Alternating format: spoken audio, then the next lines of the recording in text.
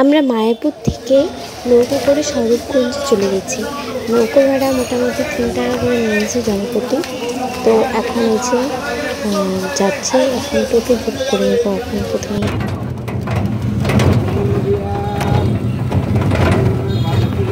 কেমন লাগছে ঘুরতে গিয়ে?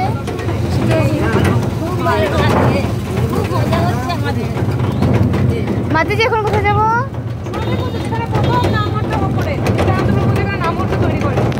আচ্ছা, আমরা নাম হোটেল লোক যেখানে প্রথম নাম সুরভিকুঞ্জে প্রথম যাওয়ার কথা থাকলেও যেহেতু দুটো টোটো ছিল, আগের টোটোওয়ালা চলে এসেছিল শ্রী ভক্তিবিনোদ ঠাকুরের বাড়ি। তো আমরাও তাই ভক্তিবিনোদ ঠাকুরের বাড়ি রেখে চলে এসেছি। তো এখান থেকেই আমাদের ঘোরা শুরু হচ্ছে।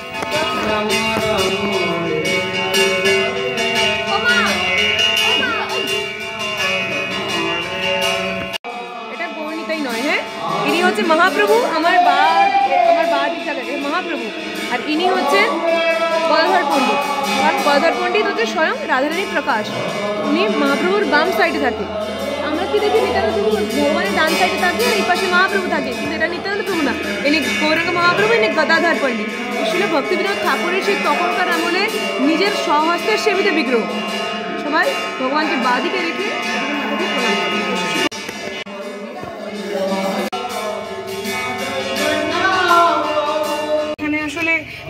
স্লো মোশনে সব কিছু হচ্ছে, আস্তে আস্তে এখানে সব কিছু ঠিকঠাক করা হচ্ছে। ঠাকুরঘর ছিল এখানে ওনার, ঠিক আছে। তো এখানে চিত্রপট রাখা আছে, ওনার বিগ্রহ নিচে চলে গিয়েছে। আর এখানে হচ্ছে যে ঠাকুরঘর আছে, এটাকে আবার পুনরুজ্জীবিত করা হচ্ছে। প্রত্যেকটা সব কিছুতে অনেক কাজ আছে এখানে। এটা তখনকার টাইমে যে রেলের রেলের এগুলো লাইন, সেগুলো তখনকার টাইমের ঘর, আর এটা তুলে ঘরে সেটার টাইপের বসতে গেলে। তো যার কারণে এগুলো এখন টাইলস এগুলোকে রিপেয়ার করা হয়েছে। আর এটা যেটা তোমাদের চিপারাসি দিয়ে আসলাম হয়ে গেছে তখনকার টাইমে, ঠিক আছে। আর এটা ওনার একদম অরিজিনাল এই খাটেই উনি শুধু, ঠিক আছে। সবাই আসতেই পারে মাথাটা লাগা।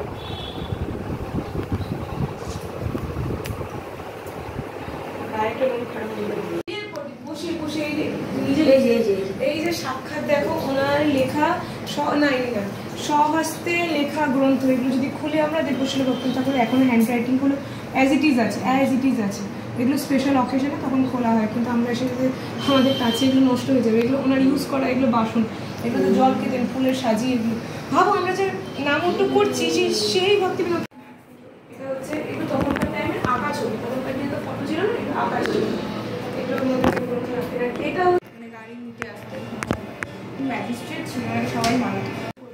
আর ওনার এত সুন্দর, ওনাকে বলা হতো বেঙ্গলি লিভিং এনসাইক্লোপিডিয়া। অর্থাৎ হচ্ছে আমরা ডিকশনারি খুঁজি না সব কিছু জানার জন্য ইনফরমেশন, কিন্তু ওনার কাছে পৃথিবীর এমন কোনো ইনফরমেশন ছিল না যেটা ওনার কাছে ছিল না।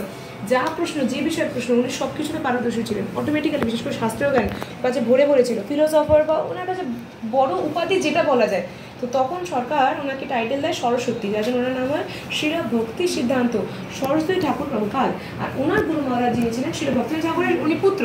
তো উনি ভক্তি ঠাকুর কাছে গিয়ে বলেন যে বাবা তুমি তো এরকম ব্রহ্মমূর্ত গৌড়ীয় সম্প্রদায়ে আছো, তুমি আমাকে দীক্ষা দাও। তখন ভক্তিবিনোদ ঠাকুর বলছে না, আমি তোমাকে দীক্ষা দেবো না, কারণ যদি আমি তোমাকে দীক্ষা প্রদান করি তাহলে এটা জাত গোসাইয়ের মতো হয়ে যাবে।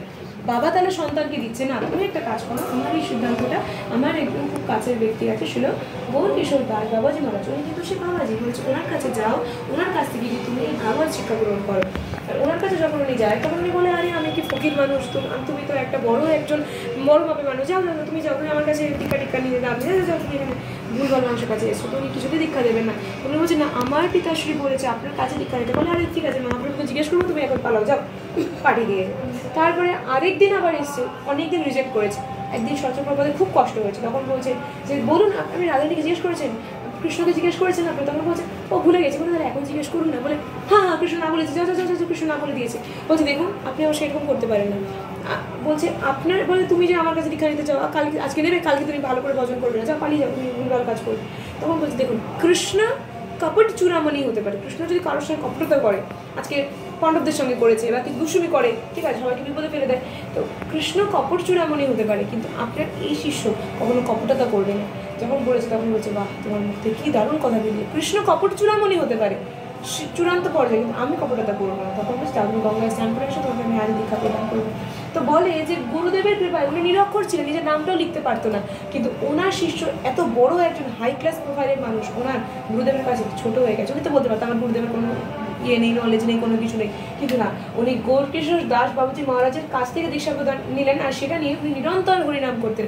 উনি ছোটবেলায় বয়সে একবার উনি 5 বছর বয়সে বাবাকে বলছে, বাবা আমি আম খাবো। বলছে তুমি, ভক্তিনাথ ঠাকুরকে বলছেন, ভক্তিনাথ ঠাকুর বলছেন যে, শ্রী ভক্তিনাথ ঠাকুর মহাশয় বলছেন কি তুমি এটা কি করে করতে পারো, ভগবানকে ভোগ লাগানো তুমি কি করে বলতে পারো তুমি আম খেতে চাও?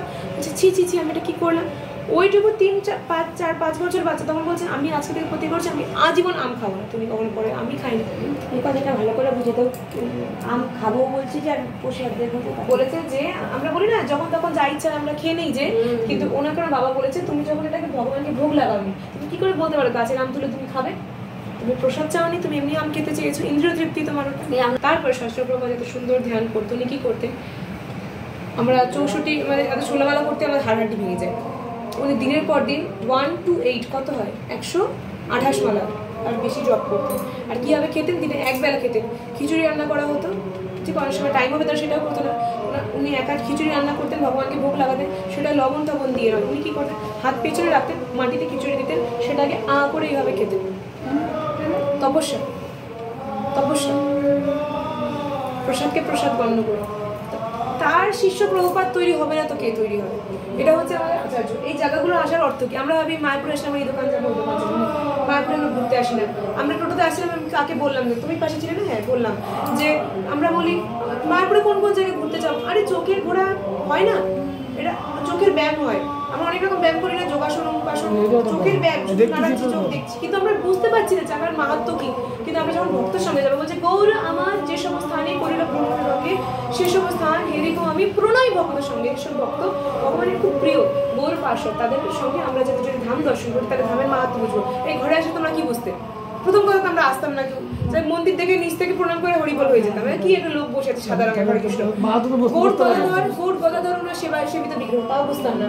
কিন্তু ওনার রুমে আমরা আসলাম, আমরা দেখলাম ঠাকুর ভক্তিবিনোদ ঠাকুর কে, শ্রী ভক্তি ঠাকুর মহাশয় কে, তার সুপুত্র কে, তার শিষ্য আজকে শ্রী প্রভুপাদ একটা, আমরা কয়জন আছি, 10-12 জন, আমাদের টোটো ভাড়া কত লেগে যাচ্ছে এইসব জায়গা আছে, প্রভুপাদ একটা ব্যক্তি আজকে সারা দুনিয়ার মানুষ। আমার বাড়ি কোথায়, তোমার বাড়ি কোথায়, কেউ কাউকে চিনতাম তাই, তোমার মামে তোমার মামে আগে চিন্তা, কিন্তু বিভিন্ন কোনায় থেকে আমরা এইখানে 100 বছরের শুধুমাত্র একটা ব্যক্তিত্ব শ্রীল প্রভুপাদ, তার জন্য আমাদের এই ব্যক্তিত্বের জন্য সম্ভব হয়েছে, তার তপস্যার জন্য। মাতাজি বলছে কেন, সত্যি কেন উনি এভাবে খেলো?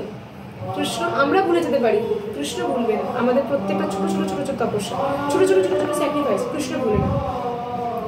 আজকে আমি দেখবে ধরো এখানে এমন হলো, ও একটা সাপোজ ও একটা মেয়ে, আমি একটা পুরুষ, ঠিক আছে, ওরা আমাকে খুব পছন্দ, ওরা আমাকে খুব পছন্দ, ঠিক আছে, আমি অতকে খেয়াল করিনি, কিন্তু ওরা আমাকে খুব পছন্দ, আমি পাত্তা দিচ্ছি না ওকে। কিন্তু দেখবে আমরা সবার মাঝে থাকবো, ধরো উনি আমার মা, আমার মা হতে হয়, মাটা ব্যতিক্রমে, যাই হোক অনেক মানুষ থাকবে, আমি হয়তো একটা কিছু করতে গিয়ে সবাই কিছু বলছে, সবাই বেরোবে, আমি এক জায়গায় এখানে 5 টাকা বুঝিয়ে দিয়ে চলে গেলাম, ছোটো ছোটো ছোটো কাজ করলাম বা কোনো কিছু করলাম, যেটা পরিষ্কার করলাম, কেউ খেয়াল করবে না, কিন্তু যে আমাকে ভালোবাসবে দেখবে তার নজর কিন্তু আমার দিকে। ঠিক তেমন কৃষ্ণের কিন্তু একজন না, প্রত্যেকটা ব্যক্তির প্রতি নজর, কি করছে তার মধ্যে আমি দেখছি যে আমি এরকম করি, ওই ভালোবাসাটা যদি আমি এরকম করি যে ও আমাকে ভালোবাসে, এবার ও কি করলো দেখা গেল ও আমার ব্যাগে টাকাটা বুঝে দিয়ে গেল, তাহলে কি হবে? আমার ওর প্রতি প্রেম বেড়ে যাবে, বা ওর আমার প্রতি প্রেম বেড়ে যাবে, যে দেবে যার জন্য দেবে তার প্রেম বেড়ে যাবে, আমার জন্য দিল তো কৃষ্ণ দেখছো আমার জন্য কি করছে, তাই কি না? ভগবান কখনো দেখা যায় যে কি দিচ্ছ, ভগবান দেখছে হাতের পেছনে কি লুকাচ্ছ, এটা হচ্ছে কৃষ্ণ। তো এটাই হচ্ছে কৃষ্ণ। আমাদের শাস্ত্রপ্রবাহে সুন্দর মহিমা, তাই জন্য বলা হয় যে নিরক্ষর ছিল, নিজের নামটা লিখতে পারতো না, সেই গৌরকিশোর দাস বাবাজি মহারাজের যে অমর সিগনেচার, ইমমর্টাল সিগনেচার, অমর সিগনেচার কাকে বলে? ওনার শিষ্য ছিল ভক্তি সিদ্ধান্ত সরস্বতী ঠাকুর শিল প্রভুপাদ। শ্রী ভক্তি সিদ্ধান্ত স্বামী প্রভুপাদ কি জয়, শ্রী গৌরকিশোর দাস মহারাজ কি জয়, সচ্চিদানন্দ শ্রী ভক্তি ঠাকুর কি জয়, সর্বভৌম জগন্নাথ দাস মহারাজ কি জয়, শ্রী জগদীশ্বর প্রভুপাদ কি জয়।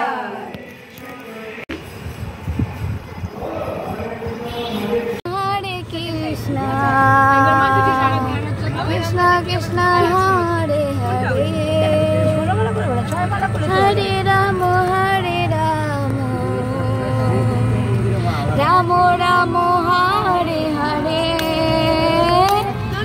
হরে কৃষ্ণ কৃষ্ণ কৃষ্ণ হরে হরে হরে রাম রাম রাম হরে হরে। সুবর্ণ বিহার, সুবর্ণ এটা হচ্ছে রাজা সুবর্ণ সেনের বাড়ি ছিল, বুঝলেন? এখানে মহাপ্রভুর বিয়ে হয়েছিল। রাজা সুবর্ণ সেন বিয়ে দিয়েছিল মহাপ্রভুকে। এখানে সত্যযুগের পাথর আছে, এক পাশে কান দেবেন আর এক পাশ দিয়ে এরকম কাজ করবেন, দেখবেন বিভিন্ন রকম বাদ্যযন্ত্রের শব্দ। হ্যাঁ, আছে এই যেমন শোল কাটা দিয়ে উঠছে মন্দির আছে। এই রবি থাকতো, যাই মন্দিরের ভিতরে ঘুরে আসি। কিন্তু আমি বুঝতে পারছি আমি তো মৃত্যু কারণ এই সত্যযুগের পিলার হচ্ছে ভালো করে কান্দি সুন্দর করতে। আমরা যে গান দিচ্ছি এখান থেকে কিন্তু মৃদঙ্গের আওয়াজ, কেউ অন্য কোনো বাদ্যযন্ত্রের আওয়াজ পাচ্ছে। অনেকে জানে না, প্যাসেঞ্জার নিয়ে আসলাম যে কৃষ্ণগড় প্যাসেঞ্জার নিয়ে যে তাদের বলি তখন চলেন তো দেখি নিয়ে আসি বলে তাই অবস্থা সবাই বাদ্যযন্ত্রের আওয়াজ শুনছে কান দিয়ে ভালো করে। আমি আর ঘুরতে যাবো না, যাও তুমি। এখন এই মন্দিরের শ্রীবিগ্রহ দর্শন করে নাও।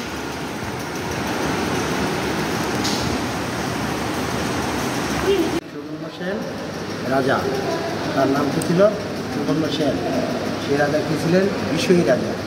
টাকা পয়সা এই চিন্তা করতে করতে বয়স হয়ে যায়, ভগবানের দিকে চিন্তাধারা ছিল না। তখন এখানে নারদ মুনি এসেছিল। নারদ মুনি এসে বলতে, রাজা তুমি যে বিষয় বাসনা নিয়ে চিন্তাধারা করো, যেদিন তুমি মরে যাবা সঙ্গে তোমার কেউ যাবে না। তখন নারদের কথায় রাজা এই বিষয় বাসনা মায়া মমতা আস্তে আস্তে ছেড়ে দিলেন, দিয়ে এবার ভগবানের চিন্তাধারা করতে লাগলেন, কবে আমি ভগবানের দর্শন পাবো। এই চিন্তা করতে করতে একদিন স্বপ্নে দেখতে পেল সত্যি ভগবান এই রাজার বাড়িতে অনেক ভক্তবৃন্দ নিয়ে এসেছেন। রাজা তখন চিন্তা করলো, যাক নারদের কথায় আমার ভাগ্য ফিরে গেল, আজকে আমার বাড়িতে ভগবান অনেক ভক্তবৃন্দ নিয়ে এসেছেন। ভগবান তো অন্তর্যামী, সব কিছু বুঝেন। তখন ভগবান ওই রাজাকে বলল, না রাজা, তুমি আমাকে দর্শন পাবা কিন্তু এই সত্যতে না। মানে কবে? সত্যতে তা তারপর কলিতে যখন আমি আবার আবির্ভূত হবো শ্রী গৌরাঙ্গ মহাপ্রভুকে, তখন তুমি আমাকে দর্শন পাবা।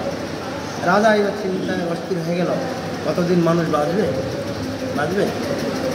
ভগবান আবার বললো, না, মানুষ কতদিন বাঁচবে না। এটা ঠিক। তাহলে কী হবে? মানুষের শুধু এই দেহটা পরিবর্তন হয়, আত্মা থেকে যায়। যে ভালো কর্ম করবো বারবার মনুষ্যের জন্ম করবে, তাই কি না? এই যে খারাপ কর্ম করবে পশু পক্ষী বৃক্ষ হয়ে জন্মগ্রহণ করতে হবে, কিন্তু আমাদের বারবার জন্ম হতেই হবে, কর্মের অনুযায়ী কর্মফল ভোগ করতে হবে। এই বলে ভগবান অদৃশ্য হয়ে গেলেন। তখন ওই রাজা চিন্তা করতে লাগলেন ঘুমন্ত অবস্থায়, কবে আমি দর্শন পাবো। হা গৌরাঙ্গ করে এই ভূমিতে গড়াগড়ি দিয়েছিলেন। এবার সত্যতেতা তারপর তুলিতে যখন মহাপ্রভু আবির্ভূত হলেন, তখন ওই রাজা পরে জন্ম করে নাম হইলেন বুদ্ধিমন্ত খান। এবার সত্য যুগে হলেন সুবর্ণ সেন রাজা, কলিতে হলেন বুদ্ধিমন্ত খান। মহাপ্রভুর যখন বিষ্ণুবিহার সাথে বিয়ে হলো, তখন বিয়ের যা যাবতীয় খরচা এই সুবর্ণ সেন রাজা বুদ্ধিমন্ত খান রূপে একাই করেছিলেন। আর ওই রাজার নামে এই গ্রামের নাম সুবর্ণ বিহার। ওগুলো হলো সত্যযুগের সুবর্ণ সেন রাজার শিলা, সত্যযুগের পাথর। কেন ওই পাথর দেখবে বহু জায়গায় এরকম পাথর হবে, কিন্তু এরকম সাউন্ড পাবেন।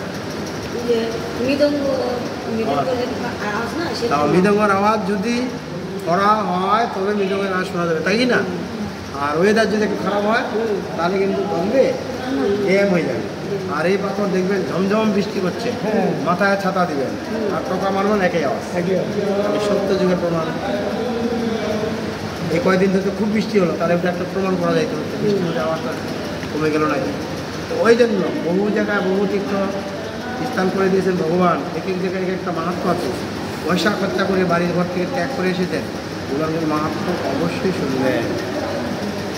তাহলে এই যে পয়সা খরচা করে এসেছেন বেকার, এখন তো আপনারা থেকে কি না বাড়িঘর ছেড়ে এসেছেন না, বন্ধু বান্ধব আত্মস্বজন সব মায়া মমতা ত্যাগ করেছেন, তাহলে কী হলেন? ত্যাগে হলেন। তাহলে ত্যাগের জায়গায় আসলে তাহলে ত্যাগের কথা শুনতে হবে। এই জন্য আমারও বাড়ি কিন্তু ওই জন্য বললাম যে বললেই হবে। আগে এখানে আমি বেশি দিন নেই, 26 বছর। ওই জন্য বললাম দূর দূরান্ত থেকে এসে যেখানে যান না কেন মাহাত্ম্য কথা শুনবেন, তবে ফলাফল হবে, না হলে পয়সা করি বিনাশ। তাহলে এবার কী হবে? ফল নিতে গেলে ফল প্রসাদ দিতে হবে, তাই তো? হরে রাম রাম রাম হরে হরে, কৃষ্ণ হরে কৃষ্ণ কৃষ্ণ কৃষ্ণ হরে হরে, হরে রাম রাম রাম হরে হরে। আসার কথা ছিল বিকেলে, কিন্তু ছোটোবেলা আগে অন্য মন্দির নিয়ে চলে গেছে। সুরভিকুঞ্জ মন্দিরটা ভালো করে স্পষ্ট আসছে না, এখন সন্ধ্যা হয়ে গেছে। ভগবানের বিগ্রহ খুব সুন্দর আসবে।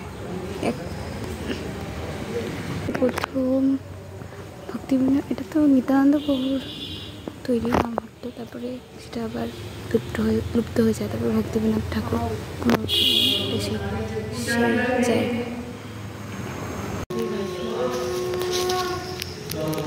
ঠাকুর আরেকটা রুম, এটা সুরভিকুঞ্জের ভিতরে, এখানে থাকতেন উনি মাঝে মধ্যে।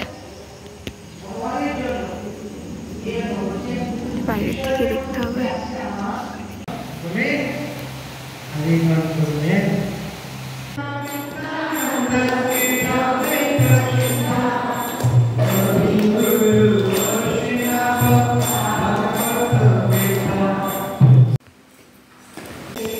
ভগবতী ভাবতরঙ্গ এখানে বসে লিখেছে। ওই যে আমাদের মন্দিরে যে করে না, এই দুষ্ট হৃদয়ে কামারির পোছায়, মন্দিরে করে যে ওই সে ঠাকুরের বইগুলো সব এখানে বসে লিখেছে। হ্যাঁ, এইগুলো সব এইখানে বসে লেখা,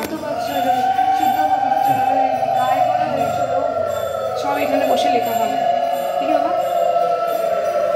এই সুরভিকুঞ্জের অনেক ইতিহাস রয়েছে, সেটা তোমাদেরকে অন্য কোনো ভিডিওতে হয়তো বলা হবে। তো এই ভিডিওতে সেগুলো সব ডিটেলস বলা হয়নি, শুধু দর্শন করে নাও।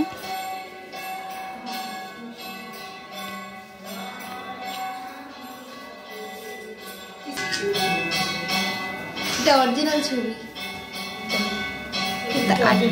হ্যাঁ এটা আঁকা, এগুলো আঁকা তখনকার টাইমে। কৃষ্ণ, এখন আমাদের স্বরূপগঞ্জ ঘোরা কমপ্লিট। এখন আমরা ঘাটে, এখন আবার পার হবো, মায়াপুরে চলে যাচ্ছি। আর এই ভিডিওটা এখানে শেষ হচ্ছে। হরে কৃষ্ণ।